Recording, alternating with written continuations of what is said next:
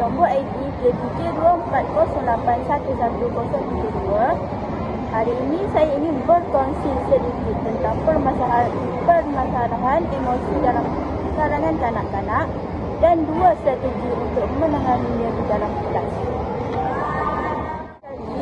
Apakah maksud permasalahan emosi kanak-kanak? Permasalahan emosi bermaksud kanak-kanak mengalami kesukaran untuk menguasai perasaan seperti marah, sedih, takut atau risau. Mereka mungkin cepat menangis, mengamuk atau menyendiri. Ini boleh mengganggu pembelajaran mereka dan hubungan mereka dengan rakan-rakan mereka. Seterusnya, 2 strategi yang guru boleh gunakan ialah: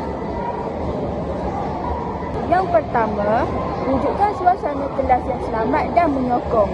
Seperti, guru perlu tunjukkan kasih sayang, mendengar masalah murid dan beri pujian bila mereka buat sesuatu yang baik.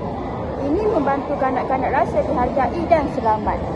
Yang kedua, gunakan kaedah bermain atau bercerita untuk faham emosi mereka.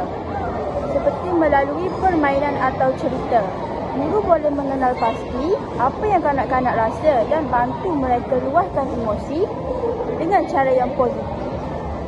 Sebagai kesimpulannya, sebagai guru, kita perlu peka dengan emosi kanak-kanak dan bantu mereka urus perasaan supaya mereka boleh belajar dan membesar dengan cepat. Dengan sihat. Kesimpulannya, sebagai guru, kita perlu peka dengan emosi kanak-kanak dan bantu mereka urus perasaan supaya mereka boleh belajar dan membesar dengan sihat. Sekian, terima kasih. Itu sahaja daripada saya. Thank you.